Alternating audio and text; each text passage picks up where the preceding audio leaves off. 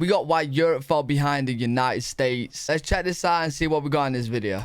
Europe is in decline. Europe is in crisis. Europe is falling behind the United States and China.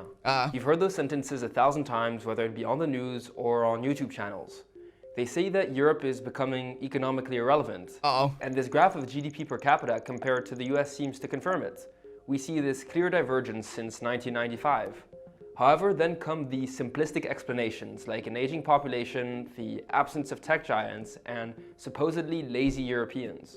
And those explanations are mostly myths, especially when you consider that some European countries have managed to power forward. So what are the real explanations for Europe's European countries have managed to power Wait, Ireland's power forward, but the UK's not? forward? So what are the real explanations for Europe's economic decline, and is Europe actually already close to solving its problem? Or was that the wrong way around? Was it like blocking out who isn't? I don't know. To answer these questions, we need to understand how we got here, because in the 1990s, Europe was seen as an unstoppable economic force. Right. With people writing about a coming economic clash between the United States and the European Union. The starting point of this is this chart of gross domestic product, or GDP, which measures economic output. While Europe's GDP has grown continuously over the past decades, other countries grew faster, leading to a relative decline for Europe, and a fall of Europe's share of global GDP. But just looking at this one number won't tell us the full story. GDP measures the total income earned in an economy. Right. Looking at it like this, total income can be measured as the number of people that worked, how many hours they worked, and how productive they have been. By breaking it down, we can understand why the EU has historically had a lower GDP than the United States. The reason for that is that European workers tend to work 15 to 25% fewer hours than their American counterparts, thus producing less output. It also allows us to understand... To be fair, does that go to the fact of like, I know in America, you guys don't really take like holidays and stuff like that. You guys just constantly work, whereas in UK, I know specifically, like they're taking all their holiday, they're taking their sick pay, etc. Why the US over the past century has grown Are we just more faster lazy? than Europe. With more population growth from immigration and a higher birth rate, the United States had more additional workers to grow its economy. Right. Yet, at the same time, Europe compensated for this by being a productivity champion. Since that in 1995, if Europeans worked the same amount of hours as Americans, several Western and Northern European countries would actually have had GDPs per capita that are higher than that of the US. This choice to work fewer hours is a conscious one by Europeans and their governments, which allows for better quality of life at the expense of GDP. But let's not stray too far from the topic of this video. So back to the GDP difference between Europe and the United States. While hours worked and numbers of workers explain most of Europe's relatively smaller GDP compared to the United States, up until the 1990s, it's not what has both economists and politicians most worried.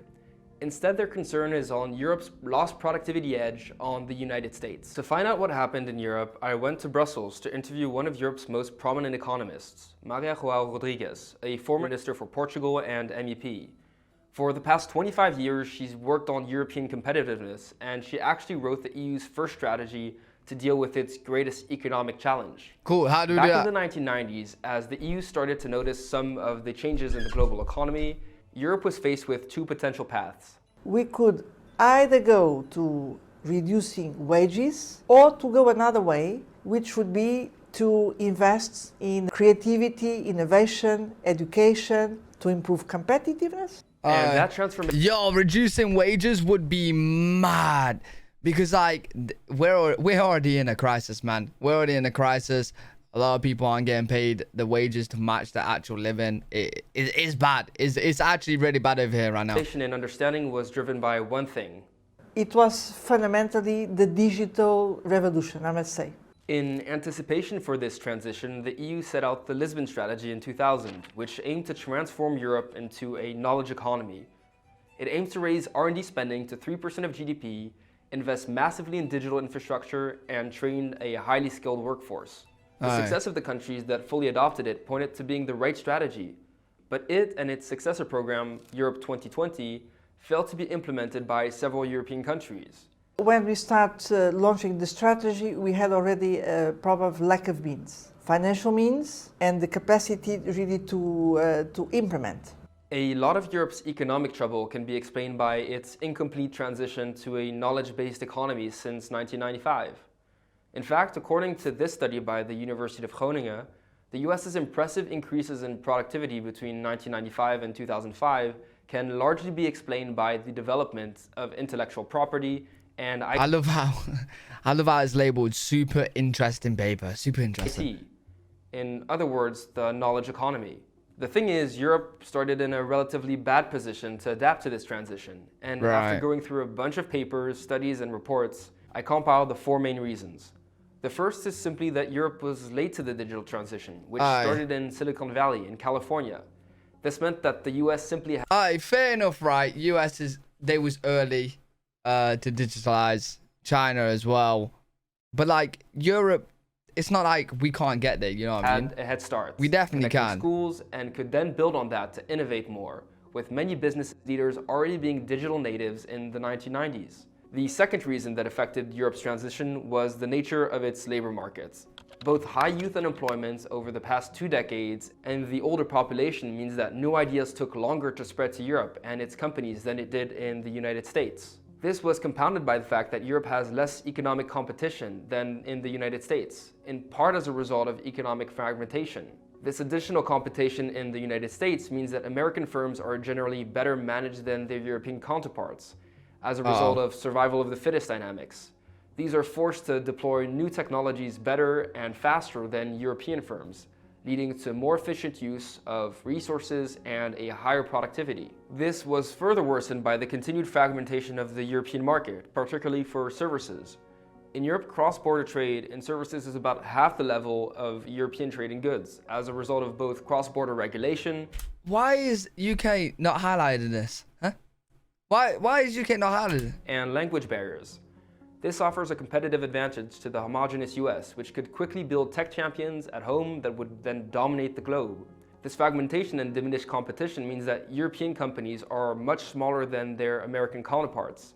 And I'm not talking about GAFA-like tech behemoths. Small European firms make 60% of total employment versus 20% in the United States. These firms are usually less productive and less able to invest in new technologies like digitalization. And finally, perhaps one of the most important reasons for the past decade is the aftermath of both the 2008 financial crisis and the 2015 Eurozone crisis. During this period, we really missed the means. That's where Europe really started lagging behind clearly. Governments slashed R&D and education budgets and decreased overall investment as part of panic-driven austerity.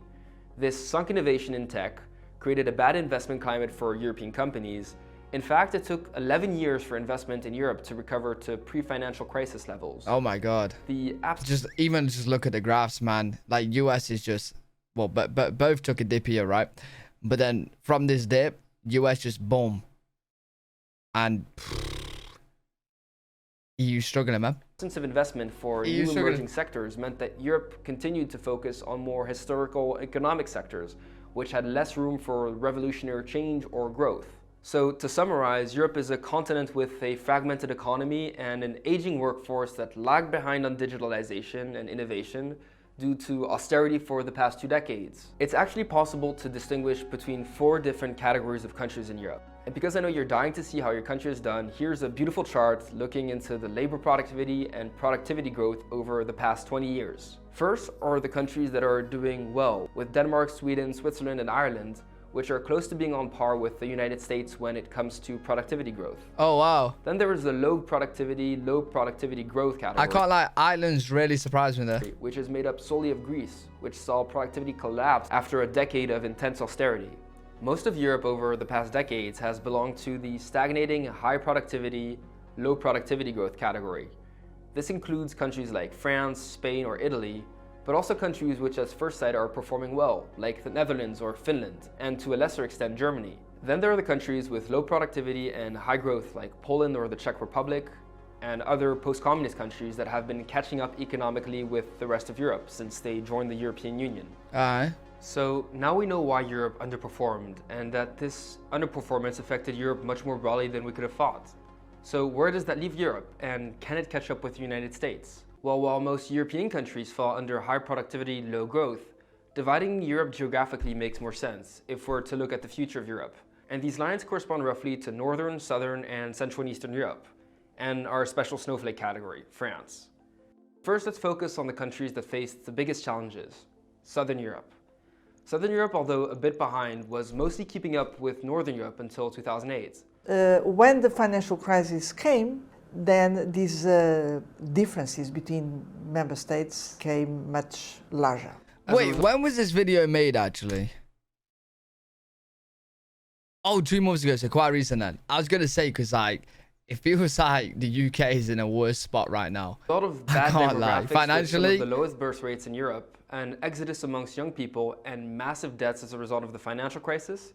These countries, particularly Italy and Greece, will struggle to invest and improve their productivity in the future.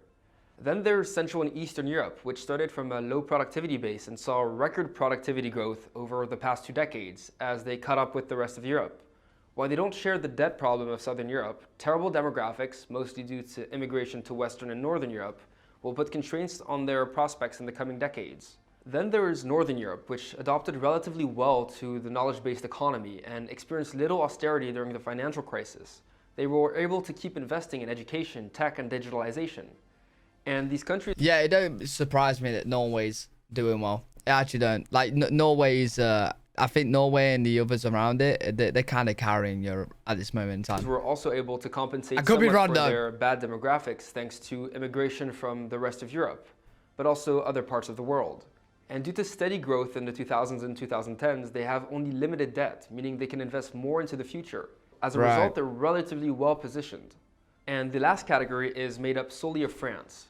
As a Frenchman, I'm hesitant. I can't lie, like me being from the UK, I kind of want to know how like the UK is doing, but we're just not getting mentioned at all in this. Like we're just there, you know what I mean? Stroke the egos of the French further by giving them their own category, but they fit somewhere in between the poor performance of Southern Europe and the relatively good performance of Northern European countries. France has far healthier demographics than the average European country, owing to a higher birth rate. But their debt being much higher than Northern Europe means they have more limited room for investment to correct course in the future. As you've noticed, there's one European country that I have not mentioned, and that is the United Kingdom. Right, there we go. Which, despite having a solid tech industry, has had little productivity growth and little investment over the past 3 decades. Oh, wow. In fact, as a result of Brexit, some have put the country in the Southern Europe category, economically speaking. So, while Europe is down, there's actually some encouraging developments. We got a little mention right there. Not a good mention, not gonna lie. But yeah, I can't lie, like, he is right, like, we're literally at a bad point right now. COVID, really, Europe learned from its mistakes and didn't go for austerity once again, instead opting to invest billions into its economy. For Southern Europe, the COVID recovery package, Next Generation EU, is actually a Lisbon strategy package in disguise, but this time with a budget that could put them on track to catch up with Northern Europe. And the COVID pandemic provided shock therapy levels of digitalization to the lives of many Europeans. Even in tech, there are some good news for Europe, with the continent's startup ecosystem maturing along with funding opportunities for European companies, potentially opening the door to new economic sectors and revived productivity growth. Yet, despite reasons for cautious optimism on the financing front, Europe faces several big challenges. It will face difficulty keeping its aging population skills up to level, and increased welfare and pension spending for an aging population will stretch already thinned out government budgets, particularly in Southern Europe, where high levels of debt make it harder to invest. Its tamed version of capitalism, as opposed to the cutthroat capitalism in the US, leads to less well-managed and thus less profitable and productive firms than in the United States. And more important still, the tendency to open the subsidy tap every time it feels it's falling behind means it isn't pushing for the structural reforms to its market or business culture that may guarantee its success in the future. But these are topics for other videos. But what do you think? Can Europe reform its economy? Will Eastern and Central Europe continue enjoying sky-high productivity growth? And are you interested in more stories about Europe's economic fortunes? Let me know in the comments. Honestly, I could be a bit blinded, but like I think it's only a matter of time that Europe definitely does catch up with like the tech industry and stuff. UK on the other hand, bro, I don't even know why we voted for Brexit in the first place. I have no clue. I think we're a lost cause, man. I don't know. We need hope. We need someone needs to explain it better to me in simpler terms as well. Like what's going on with the UK, if you know much more, like if you know this in more detail and stuff. I'll definitely check it out. I'll definitely check out the comments on this. So down below. Bring me up to This date a video little took bit. quite some research. But really good video, really interesting. Hopefully you guys enjoyed it. Let me know what you guys think in the comment section. Let me know if there's anything I need to know. If you did enjoy, make sure to leave a thumbs up, subscribe for more content, and I'll see you all in the next video. Peace.